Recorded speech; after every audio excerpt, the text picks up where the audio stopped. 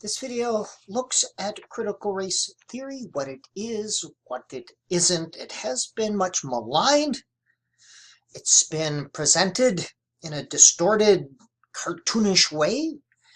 It's important, if you're against something, to know what that something is. So let us try to understand critical race theory a little better, starting with what it is not. It has nothing to do with Marxism. It's been connected to Marxism by some groups, and it's usually the word equity. Groups have equated this with Marxism, and that's a bit of a stretch. The term equity here refers to fairness and justice, not equal outcomes, but fairness and justice. That's become kind of a buzzword to scare people, very much like they did in the 50s. But critical race theory has nothing to do with Marxism or communism or socialism, those scary, scary words. It just does not. It does not teach children to hate white people. Boys and girls, today's lesson is how to hate white people. You must hate them. It just doesn't. That's a silly idea. It does not teach children to be ashamed of being white. It just doesn't. Imagine how that lesson would go. Boys and girls, I'm white. You should be ashamed of me. Just does not do that. Saying it so doesn't make it so. And it does not promote the idea that America is bad or George Washington is bad. It just doesn't. Nope, nope, nope. Saying it so doesn't make it so. So let's take a look at what it is. It's a theory. A theory is a way to explain a set of facts. It explains phenomena by connecting the data dots to form a picture. Different theories connect different data dots differently. Here's an example of two theories connecting two different data dots. And critical race theory explains one such phenomenon. It connects a lot of data dots related to systemic racism. These are uncomfortable conversations to have, but they are necessary for us to have them to continue to evolve our society. It originated in the 70s. Derek Bell, Alan Friedman, Richard Delgado. It came out of the legal system. They were concerned with the slow pace of progress on racial reform. It started in the 60s, but then it kind of slowed down. The protests and the marches, they were having fewer and smaller gains. In the 90s, Gloria Ladson-Billing, one of the early scholars, brought this idea of critical race theory into education and used it as a lens to examine the educational system. So it is a lens through which we view things, through which we view our various social systems, the legal system, the economic system, political system, prison systems, educational systems. It examines these and it asks the questions in these systems. Who gains and who's exploited? Who gets the resources? Who is advantaged? How are marginalized populations depicted? Whose voice dominates and whose is silenced and muted? Who's included? Who's excluded? Who gets the opportunity and the resources? Who gets punished more? Who gets the attention? Who's making money? What makes it difficult for some and easier for others? That's the lens through which these different systems are viewed. So, 7 big ideas, common ideas, related to critical race theory. And that is an excellent source. I would recommend that book. First, racism is normal. It's so ingrained in our consciousness that most don't see it. I don't see racism, you said. Yes, you don't, but your brain does, your policies do, your procedures see racism. It is normal. For change to occur, we must unmask and expose racism. Here's a definition of systemic racism. That means it's all over the systems.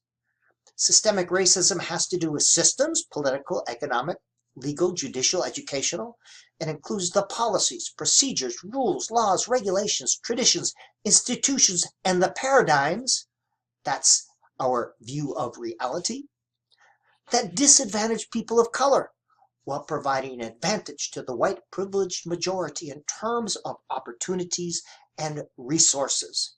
That is one view of systemic racism. The second big idea, change will only occur when it aligns with the interests of those in power.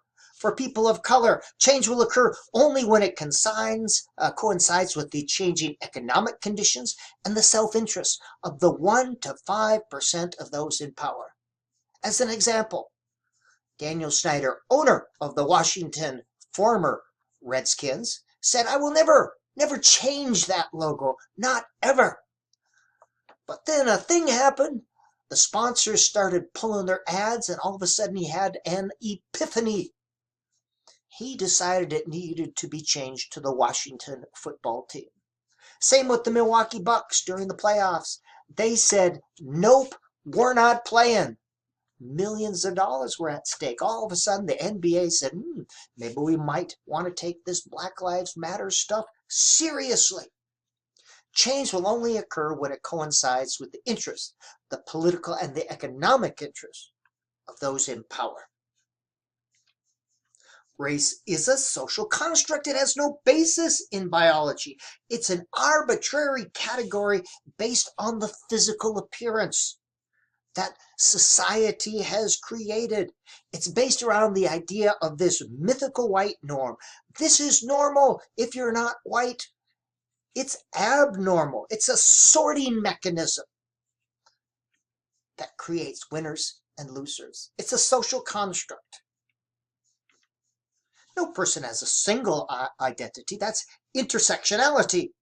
Intersectionality between race and other groups, other marginalized groups, and understanding the oppression and marginalization of one group helps you understand the marginalization and oppression of other groups. Understanding what it's like if you're living in poverty or if you've been discriminated against based on ability, that helps us. As well, a black person may be a female or LGBT. No person has a single identity. It's this idea of intersectionality. All people in a category do not think the same way.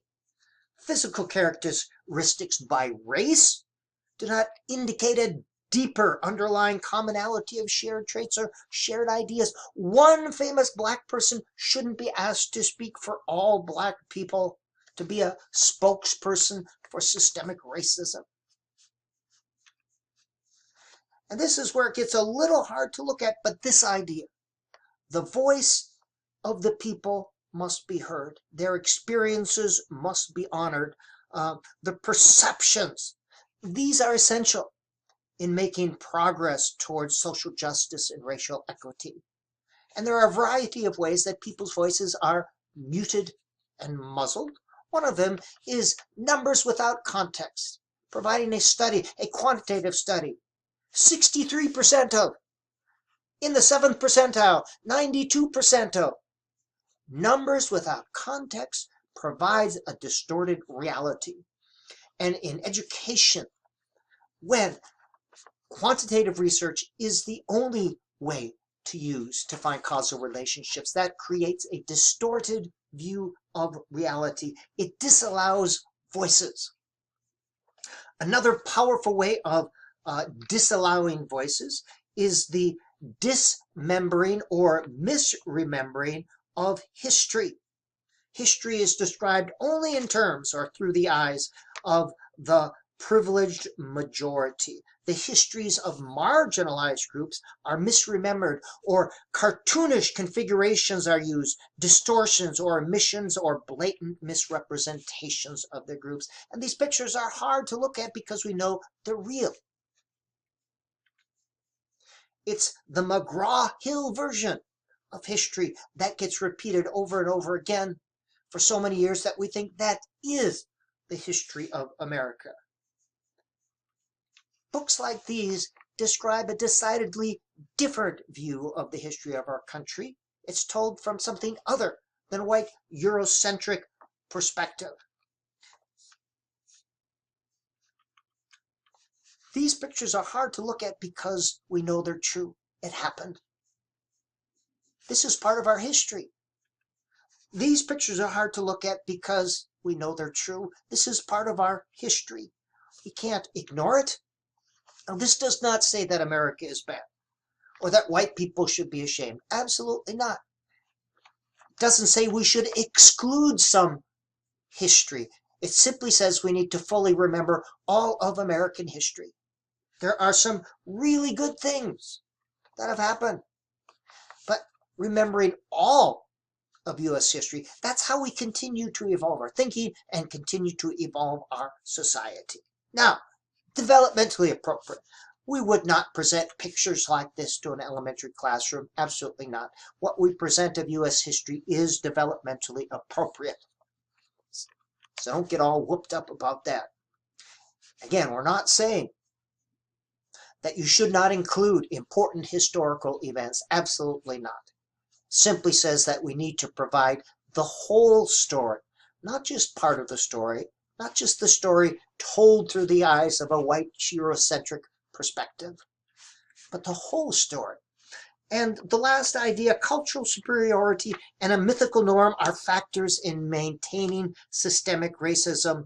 It's a reifying factor. The idea that one's own culture is the correct one, and that's to be used as a standard of comparison.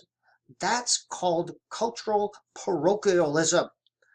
This says the practice, the customs, the lifestyles, the views and values that do not align with the dominant white culture are defective or deviant or inferior. Right and wrong, good and bad, normal and abnormal are all determined by the majority white culture. White superiority. Now, this does not say that white people are bad or that white culture is bad. Absolutely not. It doesn't say that. It says that it should not be the norm to which all others are evaluated. That is what it's saying. And here's the fallacy. The fallacy that there's a standardized way that things should be. They should be like us. We're right, you see. If only they were like us, all their problems would go away. If they had our values, our views, our way of life. If they would just assimilate like my grandfather, the Norwegian, did in 18, everything would be fine. Our values are the right ones. All right, this does not say, again, that white people are bad or white culture is bad. It just said that it should not be the norm to which all others are evaluated. It should not. Now, these are some of the sources I used. And here are the 7 big ideas. Now, if I got one of these wrong, let me know. Let's focus on the idea. This is how we move the conversation forward. Not through hyperbole, not through demagoguery, but by focusing on the ideas. If you disagree with one of these ideas, let me know. Critical race theory.